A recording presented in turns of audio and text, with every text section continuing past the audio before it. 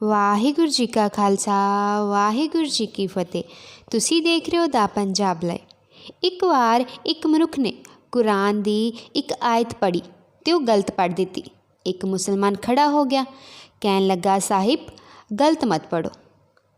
ਆਲਮ ਸਾਹਿਬ ਗੁੱਸੇ ਨਹੀਂ ਹੋਏ, ਬਲਕਿ ਉਹਨਾਂ ਚੁੱਪ ਕਰਕੇ ਉਹੀ ਆਇਤ ਨੂੰ ਸਹੀ ਪੜ੍ਹ ਦਿੱਤੀ। ਉਹ ਮੁਸਲਮਾਨ ਫਿਰ ਖੜਾ ਹੋ ਗਿਆ, ਕਹਿਣ ਲੱਗਾ, ਸਾਹਿਬ ਪਹਿਲੇ ਗਲਤ ਕਿਉਂ ਪੜ੍ਹੀ और अब सही क्यों? ते नादान सिंह हस के कहन लगा, मैं इस करके गलत पढ़ी सी कि मैं वेख लवां कि मैं कन्ना वालियां अगे रो रहा कि बोल रहा। ਉਹ ਤੁਹਾਡੇ ਦੋ ਕੁ ਸਿਰ ਹਿਲਾਉਣ 'ਤੇ ਮੈਨੂੰ ਆਸ ਹੋ ਗਈ ਕਿ ਕੰਨਾਂ ਵਾਲੇ ਸਰੀਰ ਤੁਹਾਡੇ ਵਿੱਚ ਹਨ। ਸ਼੍ਰੀ ਗੁਰੂ ਗ੍ਰੰਥ ਸਾਹਿਬ ਵਿੱਚ ਇੱਕ ਵਾਕ ਲਿਖਿਆ, ਜਿਸ ਤਰ੍ਹਾਂ ਭਾਦਰੋਂ ਦੇ ਮਹੀਨੇ ਬੱਦਲ ਹੋ ਗਏ, ਗੱਜ ਪਏ ਅਤੇ ਧਰਤੀ ਵਿੱਚ ਖੁੰਬਾਂ ਨਿਕਲੀਆਂ ਨੇ, ਚਿੱਟੀਆਂ ਅਤੇ ਬੜੀਆਂ ਸੋਹਣੀਆਂ। ਉਹਨਾਂ ਦੀ ਉਮਰ ਹੁੰਦੀ ਹੈ 24 ਘੰਟੇ। ਜੇ ਉਹਨਾਂ ਨੂੰ ਪੁੱਟ ਕੇ ਧੋ ਕੇ ਸਬਜ਼ੀ ਬਣਾ ਕੇ ਖਾ ਲਓ, ਉਹ ਲੇਖੇ ਲੱਗ ਜਾਂਦੀਆਂ ਨੇ, ਵਰਨਾ 24 ਘੰਟੇ ਦੇ ਬਾਅਦ ਉਹ ਸੜ ਜਾਂਦੀਆਂ ਨੇ। ਲੇਕਿਨ ਸਾਹਿਬ ਇਸ ਕਾਇਆ ਵੱਲ ਇਸ਼ਾਰਾ ਕਰਕੇ ਕਹਿੰਦੇ ਨੇ, ਉਹਨਾਂ ਨੇ ਤਾਂ 24 ਘੰਟੇ ਉਮੀਦ ਹੈ, ਇਹ 24 ਘੰਟੇ ਹੀ ਰਹਿਣਗੀਆਂ। ਇਹ ਕਾਇਆ ਤਾਂ ਉਸ ਖੁੰਭ ਨਾਲੋਂ ਵੀ ਬੜੀ ਕਾਲੀ ਹੈ। ਹੇ ਪਾਗਲ ਕਾਇਆ, ਹੇ ਦੀਵਾਨੀ ਕਾਇਆ, ਤੂੰ ਕਿਉਂ ਹੰਕਾਰ ਕਰਦੀ ਏ? ਤੇਰਾ ਤਾਂ ਕੋਈ ਪਤਾ ਹੀ ਨਹੀਂ। ਤਾਂ ਉਹ ਜੋ ਸੂਝਵਾਨ ਸੀ ਉਹ ਕਹਿੰਦੇ, ਮੈਂ ਤਾਂ ਮੁਸਲਮਾਨ ਦਾ ਬਚਨ ਪੜ੍ਹਿਆ, ਜ਼ਮੀਨ ਦੇ ਤਖਤ ਉੱਤੇ ਇਨਸਾਨੀ ਜ਼ਿੰਦਗੀ ਵੀ ਇੰਨੀ ਬੇਤਬਾਰੀ ਹੈ, ਇੰਨੀ ਕਮਜ਼ੋਰ ਹੈ। ਇੱਕ ਸਵਾਸ ਉੱਤੇ ਵੀ ਸ਼ੱਕ ਕੀਤਾ ਜਾਂਦਾ ਕਿ ਇਹ ਕਿਤੇ ਆਖਿਰਲਾ ਤਾਂ ਨਹੀਂ। ਇੰਨੀ ਕਮਜ਼ੋਰ ਕਾਇਆ ਹਾਸਿਲ ਕਰਕੇ ਫਿਰ ਤੂੰ ਮੁੱਛਾਂ ਨੂੰ ਤਾ ਦੇ ਕੇ ਆਕੜਦਾ ਫਿਰਦਾ। ਕਿ ਤੂੰ ਕਦੇ ਵੇਖਿਆ ਗੁਰੂ ਗ੍ਰੰਥ ਸਾਹਿਬ ਜੀ ਹੋਕਾਂ ਦਿੰਦੇ ਨੇ, ਵਾਹਿਗੁਰੂ ਦੀ ਸ਼ਨਾਖਤ, ਪਹਿਚਾਨ, ਚਮਕਾਰੇ ਚਲਕਾਰੇ ਜਿਹੜੀ ਉਹਦੀ ਕੁਦਰਤ ਵਿੱਚ ਪਏ ਨੇ ਨਾ, ਉਹ ਸੱਚੇ ਰਹਿਣ ਵਾਲੇ ਨੇ। ਬਾਕੀ ਦੁਨੀਆ ਤਾਂ ਸਭ ਆਉਣ ਜਾਣ ਵਾਲੀ ਹੈ। ਉਹ ਅੱਜ ਕੋਈ ਆਇਆ, ਕੱਲ੍ਹ ਗਿਆ। ਇਸ ਕਾਇਆ ਨੇ ਇਉਂ ਉੱਡ ਜਾਣਾ, ਇਉਂ ਅਲੋਪ ਹੋ ਜਾਣਾ, ਇਉਂ ਨੱਸ ਜਾਣਾ, ਜੈਸੇ ਤੁਹਾਡੇ ਵੇਖਦਿਆਂ ਧੂਏ ਦਾ ਬਣਿਆ ਹੋਇਆ ਬੱਦਲ, ਧੂਏ ਦਾ ਬਣਿਆ ਹੋਇਆ ਆਕਾਸ਼ ਮਿੰਟਾਂ ਸਕਿੰਟਾਂ ਵਿੱਚ ਤਬਾਹ ਬਰਬਾਦ ਹੋ ਜਾਂਦਾ, ਲੱਭਦਾ ਹੀ ਨਹੀਂ ਅਸਮਾਨ ਕਿੱਥੇ ਗਿਆ। ਉਸ ਧੂਏ ਦੀ ਬੱਦਲ ਦੀ ਤਰ੍ਹਾਂ ਪਤਾ ਨਹੀਂ ਇਸ ਕਾਇਆ ਨੇ ਵੀ ਕਿੱਥੇ ਚਲੇ ਜਾਣਾ। ਫਿਰ ਤੈਨੂੰ ਪਿੱਛੋਂ ਪਛਤਾਉਣਾ ਪਵੇਗਾ। ਜਰਾ ਕੁ ਜੇ ਤੂੰ ਆਪਣੇ ਵੱਲ ਧਿਆਨ ਮਾਰ ਕੇ ਵੇਖੇ ਨਾ, ਤਾਂ ਤੈਨੂੰ ਸਹਿਜ ਵਿੱਚ ਗਿਆਨ ਹੋ ਜਾਏਗਾ ਕਿ ਜਿਹੜੀ ਕਾਇਆ ਹੈ ਨਾ, ਇਹ ਕਾਇਆ ਸਿਰਫ ਕੁਝ ਸਮੇਂ ਦੀ ਹੈ। ਇਹ ਕਾਇਆ ਦੇ ਜਿਹੜੇ ਮਣਕੇ ਨੇ ਨਾ, ਉਹ ਬੜੀ ਜੁਗਤੀ ਨਾਲ ਨੇ, ਬੜੇ ਤਰੀਕੇ ਨਾਲ, ਬੜੀ ਮਿੰਨਤਾਂ ਨਾਲ ਸਾਜੇ ਨੇ, ਬਣਾਏ ਨੇ। ਹੱਥਾਂ ਦੀਆਂ ਉਂਗਲੀਆਂ ਨਾਲ ਗਿਣੀਏ ਕਿ ਇਹ ਮਣਕੇ ਕਿਸ ਤਰ੍ਹਾਂ ਬਣਾਏ ਹੋਣਗੇ, ਉਹ ਬਣਾਉਣ ਵਾਲੇ ਨੇ ਕਿਵੇਂ ਬਣਾਏ ਨੇ। ਮਾਤਾ ਪਿਤਾ ਦੇ ਰਕਤ ਬਿੰਦੂ ਵਿੱਚੋਂ ਇਹ ਕਾਇਆ ਬਣਾਈ ਗਈ। ਔਰ ਇਹ ਜਿਹੜੀ ਕਾਇਆ ਦੀ ਤਸਵੀਰ ਹੈ, ਇਹ ਬੜੀ ਅਲੌਕਿਕ ਹੈ, ਇਹ ਬੜੀ ਸੁੰਦਰ ਹੈ। ਇਹ ਸਾਰਾ ਜਿਹੜਾ ਕੌਤਕ ਹੈ, ਇਹ ਵਾਹਿਗੁਰੂ ਦਾ ਹੈ। ਇਹ ਸਭ ਕੁਝ ਸਾਜਣ ਵਾਲਾ ਉਹ ਆਪ ਹੈ, ਇਸ ਨੂੰ ਬਣਾਉਣ ਵਾਲਾ ਉਹ ਆਪ ਹੈ। ਗਰਭ ਕੁੰਡ ਵਿੱਚ ਰੱਖਿਆ ਜਿੱਥੇ ਬੱਚੇ 9 ਮਹੀਨੇ ਗੁਜ਼ਾਰਦਾ ਨਾ, ਇਸੇ ਤਰ੍ਹਾਂ ਉੱਥੇ ਉਹਦੀ ਸ਼ਕਲ ਬਣਦੀ ਹੈ। ਇਸ ਤਰ੍ਹਾਂ ਦੀ ਸ਼ਕਲ ਕੋਈ ਉਸ ਸਥਾਨ ਵਿੱਚ ਇਹ 9 ਮਹੀਨੇ ਦਿਨ ਗੁਜ਼ਾਰਦਾ। ਸਿਰ ਦਾ ਹੇਠਾਂ ਵੱਲ ਹੋਣਾ ਹੁੰਦਾ, ਪੈਰ ਇਸ 'ਤੇ ਉਤਾਂਹ ਵੱਲ ਹੁੰਦੇ ਨੇ। ਬੜਾ ਇਹ ਔਖਾ, ਬੜਾ ਦੁਖੀ ਹੁੰਦਾ। ਮਲ ਮੂਤਰ ਵਿੱਚ ਹੀ ਇਸ ਨੂੰ ਰਹਿਣਾ ਪੈਂਦਾ। ਹਾਵੇ ਅਤੇ ਹੋਕੇ ਦੇ ਵਿੱਚ ਲੰਘੇ ਹੁੰਦੇ ਨੇ। ਹੋਰ ਇਸ ਦਾ ਸਹਾਇਕ ਉੱਥੇ ਕੋਈ ਨਹੀਂ ਹੁੰਦਾ, ਸਤਨਾਮ ਵਾਹਿਗੁਰੂ ਤੋਂ ਬਿਨਾਂ। ਜਦੋਂ ਇਹ ਨਿੱਕਾ ਜਿਹਾ ਬਾਲਕ ਸੀ ਤਾਂ ਮੌਲਾ ਦੀ ਜਾਤ ਨੇ ਇਸ ਦੀ ਭੁੱਖ ਦੂਰ ਕਰਨ ਵਾਸਤੇ ਮਾਂ ਦਾ ਦੁੱਧ ਬਣਾ ਦਿੱਤਾ। ਫਿਰ ਜਿਸ ਵੇਲੇ ਇਸਨੇ ਦੁੱਧ ਪੀਤਾ, ਫਿਰ ਉਸ ਦਾ ਅੰਦਰ ਮਲ ਮੂਤਰ ਵੀ ਬਣਨਾ ਸੀ। ਭਾਈ ਸਾਹਿਬ ਕਹਿੰਦੇ ਨੇ, ਅੰਦਰ ਜਦੋਂ ਮਲ ਮੂਤਰ ਬਣ ਗਿਆ ਤਾਂ ਉਸ ਵਾਸਤੇ ਫਿਰ ਰਸਤਾ ਵੀ ਬਣਾਇਆ, ਜਿਸ ਨੂੰ ਨੇਤਰ ਵੀ ਦਿੱਤੇ ਤਾਂ ਵੇਖਣ ਲਈ ਸੁੰਦਰਤਾ ਵੀ ਦਿੱਤੀ, ਇਸ ਨੂੰ ਕੰਨ ਦਿੱਤੇ ਤਾਂ ਸੁਣਨ ਵਾਸਤੇ ਸ਼ਬਦ ਵੀ ਦਿੱਤੇ। ਤਮਾਮ ਜੂਨਾਂ ਵਿੱਚੋਂ ਇਸ ਦੀ ਜੂਨ ਨੂੰ ਉੱਤਮ ਬਣਾਇਆ। ਇਸ ਦੇ ਰੋਮ ਰੋਮ ਵਿੱਚ ਗੁਰੂ ਨੇ, ਇਸ ਦੇ ਅੰਗ ਅੰਗ ਵਿੱਚ ਗੁਰੂ ਨੇ ਉਹ ਸਭ ਕੁਝ ਪਾਇਆ ਜਿਸ ਦੀ ਇਸ ਨੂੰ ਲੋੜ ਸੀ। ਜਿਸ ਵੇਲੇ ਸਿਆਣਾ ਹੋ ਗਿਆ, ਪੜ੍ਹ ਗਿਆ, ਫਿਰ ਆਪਣਾ ਇਸ ਦੇਸ਼ ਤੋਂ ਬਾਹਰ ਆ ਗਿਆ। ਕਹਿੰਦੇ ਨੇ ਇੱਕ ਮਨੁੱਖ ਸੀ, ਉਹ ਜਦੋਂ ਵੱਡਾ ਹੋਇਆ, ਉਹ ਪੜ੍ਹ ਲਿਖ ਕੇ ਆਪਣੇ ਦੇਸ਼ ਤੋਂ ਉਹ ਜਰਮਨ ਗਿਆ। ਉੱਥੇ ਉਹਨੇ ਇੰਜੀਨੀਅਰਿੰਗ ਪਾਸ ਕਰ ਲਈ, ਭਾਵ ਵਾਹਿਗੁਰੂ ਭੁੱਲ ਗਿਆ। ਜਿਹੜੀਆਂ ਚੀਜ਼ਾਂ ਵਾਹਿਗੁਰੂ ਨੇ ਬਣਾਈਆਂ ਸੀ ਉਹਨਾਂ ਤੋਂ ਭੁੱਲ ਕੇ ਹੋਰਾਂ ਵਿੱਚ ਰੁੱਝ ਗਿਆ।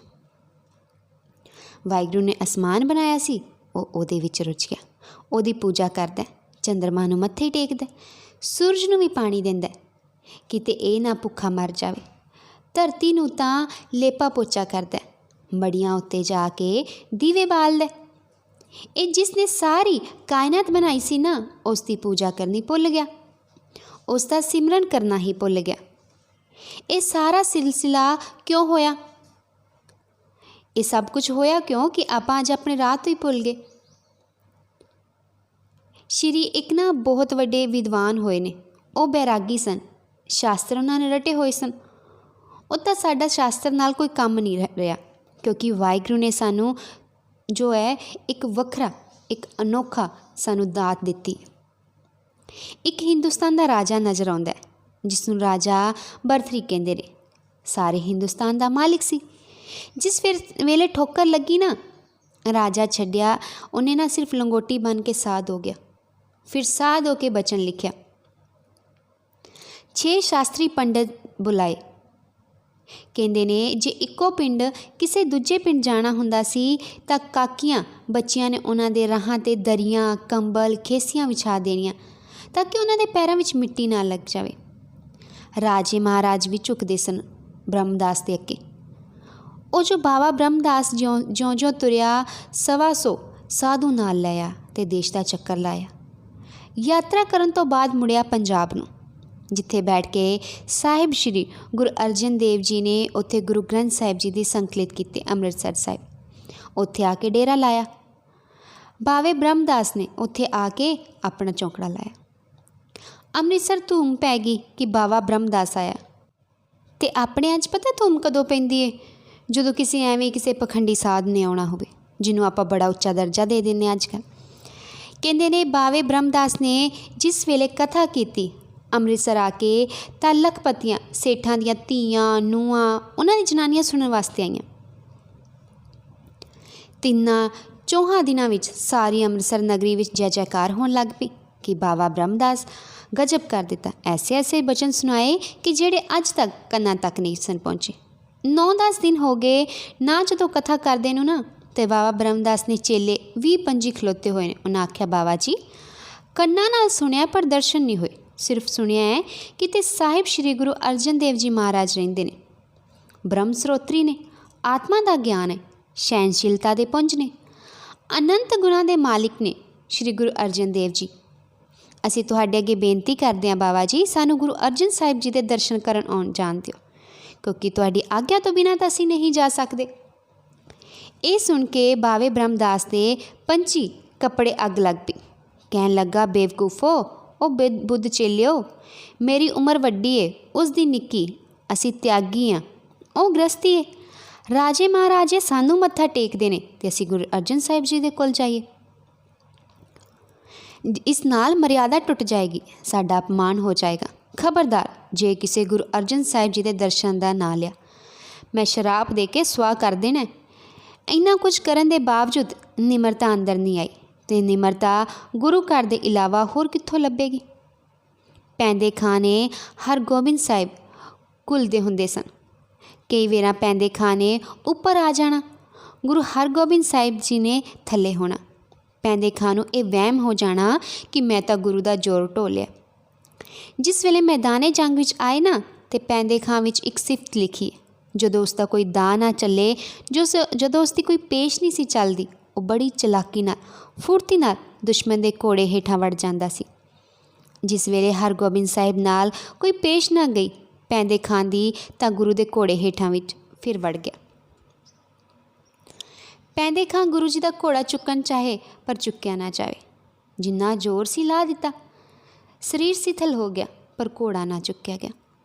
ਤਾਂ ਸਾਹਿਬ ਹਰਗੋਬਿੰਦ ਸਾਹਿਬ ਜੀ ਸੱਚੇ ਪਾਤਸ਼ਾਹ, ਮੀਰੀ ਪੀਰੀ ਦੇ ਮਾਲਕ, ਜਿਸ ਦਾ ਚੌੜਾ ਜਿਹਾ ਮਸਤਕ, ਖਿਵੇਂ ਜਿਵੇਂ ਨੈਣ, ਚਿਹਰੇ ਉੱਤੇ ਮੁਸਕਰਾਹਟ, ਨੂਰ ਦੇ ਚਮਕਾਰੇ ਟਪਕਦੇ ਨੇ, ਖੱਬੇ ਹੱਥ ਨਾਲ ਫੜੀ ਹੋਈ ਢਾਲ ਮਾਰ ਕੇ ਪੈਂਦੇ ਖਾਂ ਦੇ ਸਿਰ ਵਿੱਚ ਘੋੜੇ 'ਤੇ ਚੜਿਆ ਹੀ ਪੈਂਦੇ ਖਾਂ ਨੂੰ ਨਿਡਾਲ ਕਰ ਦਿੱਤਾ। जद घोड़े तो उतरे तां पैंदे खां तड़फ रहा सी, बेवस सी, पर लोक नूं जाण वाला सी, सवास उडारी मारन वाले सन। दयालता दे पुंज गुरु जी ने उहनूं कहा।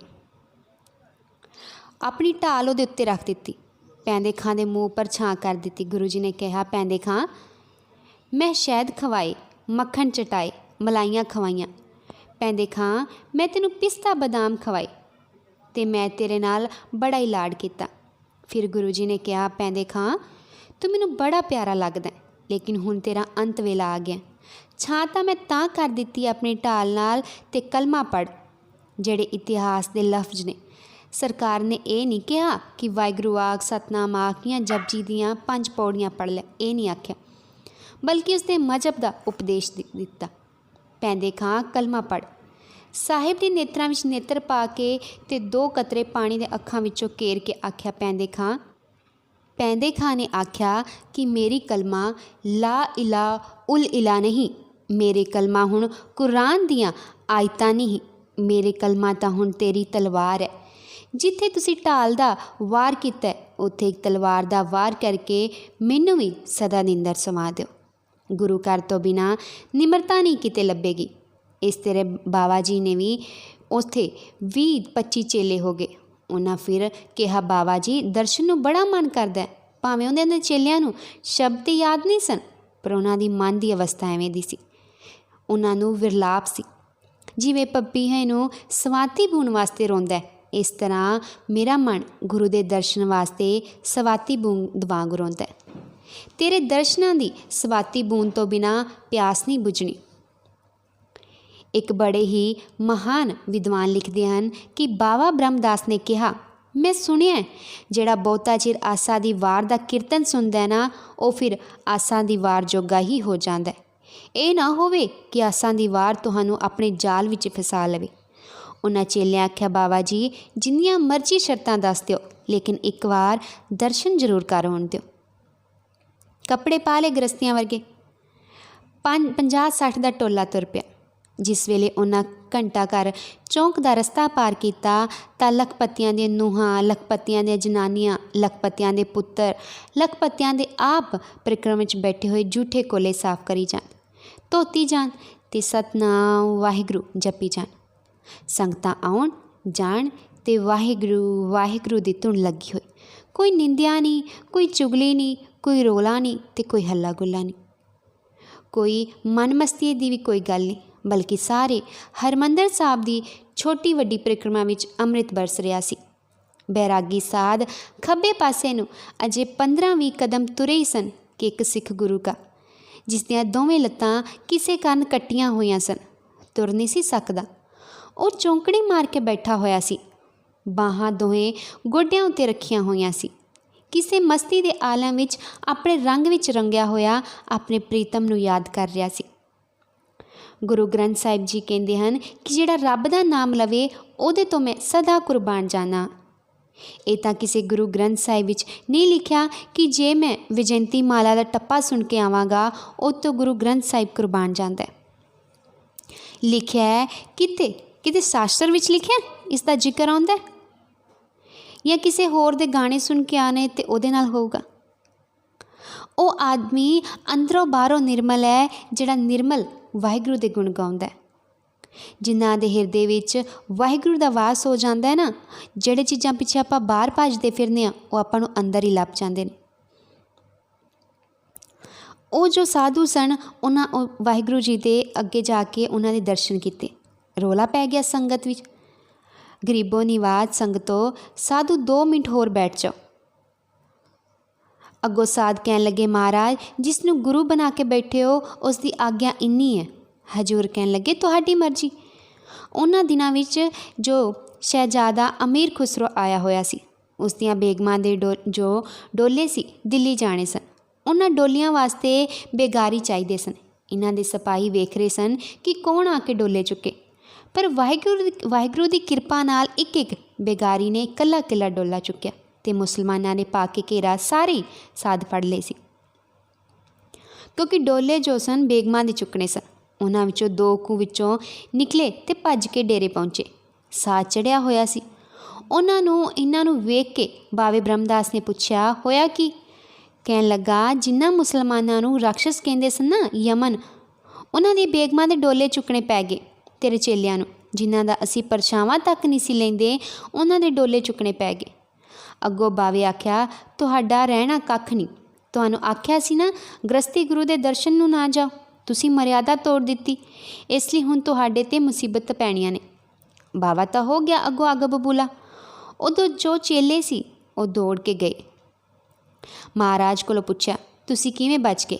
ਕਹਿੰਦੇ ਐਵੇਂ ਹੇਰਾ ਫੇਰੀ ਨਾਲ ਆ ਗਏ।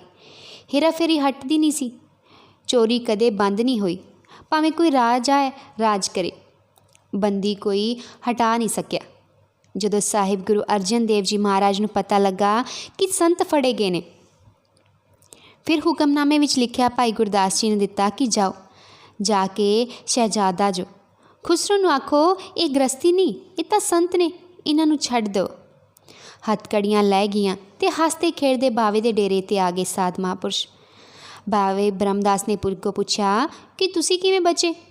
ਉਹਨਾਂ ਕਿਹਾ, ਗੁਰੂ ਅਰਜਨ ਦੇਵ ਸਾਹਿਬ ਜੀ ਦਾ ਹੁਕਮਨਾਮਾ ਗਿਆ ਅਤੇ ਸਾਡੀਆਂ ਹੱਥਕੜੀਆਂ ਲੈ ਗਈਆਂ। ਇਹ ਵੇਖ ਕੇ ਬਾਵੇ ਬ੍ਰਹਮਦਾਸ ਦਾ ਸਿਰ ਚੁੱਕਿਆ ਕਿ ਮੈਂ ਤਾਂ ਗੁਰੂ ਦਾ ਨਿੰਦਕ ਹੈ, ਮੈਂ ਤਾਂ ਗੁਰੂ ਦਾ ਦੁਸ਼ਮਣ ਹੈ। ਮੈਂ ਗੁਰੂ ਦੇ ਵਿਰੋਧ 'ਤੇ ਗੁਰੂ ਇੰਨਾ ਦਿਆਲ ਕਿ ਮੇਰੇ ਚੇਲੇ ਵੀ ਰਿਹਾ ਕਰਵਾ ਦਿੱਤੇ। ਗੁਰੂ ਤਾਂ ਕੋਈ ਪਰਉਪਕਾਰੀ ਹੈ, ਗੁਰੂ ਦਾ ਕੋਈ ਨਿਰਵੈਰ ਹੈ।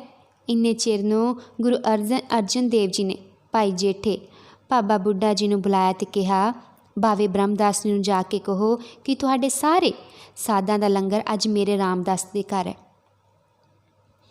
ਨਾਲੇ ਗੁਰੂ ਅਰਜਨ ਦੇਵ ਜੀ ਨੇ ਇਹ ਵੀ ਕਿਹਾ ਕਿ ਜਿੰਨਾ ਚਿਰ ਮੈਂ ਹਰਿਮੰਦਰ ਸਾਹਿਬ ਆਪਣੀ ਡਿਊਟੀ ਨਾ ਕਰਕੇ ਆ ਜਾਵਾਂ, ਉਹਨਾਂ ਚਿਰ ਪੰਗਤਾਂ ਨਾ ਸ਼ੁਰੂ ਕਰਿਓ, ਬਲਕਿ ਇੰਝ ਆਖਿਓ ਕਿ ਮੈਂ ਆਵਾਂਗਾ, ਤੁਹਾਡੇ ਚਰਨ ਸਾਫ਼ ਕਰਾਂਗਾ, ਫਿਰ ਲੰਗਰ ਛਕਾਉਣ ਤੋਂ ਬਾਅਦ ਤੁਹਾਡੇ ਬਰਤਨ ਸਾਫ਼ ਕਰਾਂਗਾ, ਤਾਂ ਕਿ ਮੇਰੇ ਹੱਥ ਵੀ ਪਵਿੱਤਰ ਹੋ ਜਾਣ। ਇੰਝ ਕਰਨ ਨਾਲ ਮੈਨੂੰ ਸਿੱਖੀ ਮਿਲ ਜਾਵੇ। ਜਿਸ ਵੇਲੇ ਬਾਬਾ ਬੁੱਢਾ ਜੀ ਦੀ ਰਸਨਾ ਤੋਂ ਬਾਵੇ ਬ੍ਰਹਮਦਾਸ ਨੇ ਇਹ ਬਚਨ ਸੁਣਿਆ ਤਾਂ ਚੀਕਾਂ ਨਿਕਲ ਗਈਆਂ, ਲਾਹਣਤਾਂ ਪਾਈਆਂ ਆਪਣੇ ਮਨ 'ਤੇ। ਕਿਹਾ, ਉਹ ਬ੍ਰਹਮਦਾਸਾ, ਗੁਰੂ ਨਿਰਵੈਰ, ਗੁਰੂ ਨਿਰਾ ਪ੍ਰੇਮ ਦਾ ਪੁਤਲਾ, ਗੁਰੂ ਸਾਧੂ ਦੀ ਸੇਵਾ ਕਰਨ ਵਾਲਾ ਸੇਵਾਦਾਰ, ਤੂੰ ਉਹਦੇ ਨਾਲ ਵੈਰ ਪਾ ਕੇ ਬੈਠਾ। ਬਾਵੇ ਬ੍ਰਹਮਦਾਸ ਨੇ ਬਾਬੇ ਬੁੱਢੇ ਜੀ ਦੇ ਚਰਨ ਫੜ ਲਏ ਅਤੇ ਕਿਹਾ, ਗੁਰੂ ਨੂੰ ਕਹੋ ਤੁਸੀਂ ਇੱਥੇ ਆਇਓ, ਬਲਕਿ ਮੈਂ ਤੁਹਾਡੇ ਕੋਲ ਹਰਿਮੰਦਰ ਸਾਹਿਬ ਪਹੁੰਚ ਜਾਵਾਂਗਾ ਮਾफ़ੀ ਮੰਗਣ ਲਈ, ਆਪਣੀ ਭੁੱਲ ਬਖਸ਼ਾਉਣ ਲਈ। 5 ਟੋਕਰੀਆਂ ਬਾਦਾਮਾਂ ਦੀਆਂ ਭਰੀਆਂ, 1 ਟੋਕਰੀ ਆਪ ਚੁੱਕੀ, ਬਾਕੀ ਜੋ ਚੇਲਿਆਂ ਸਨ ਉਹਨਾਂ ਨੂੰ ਚੁਕਾਈਆਂ।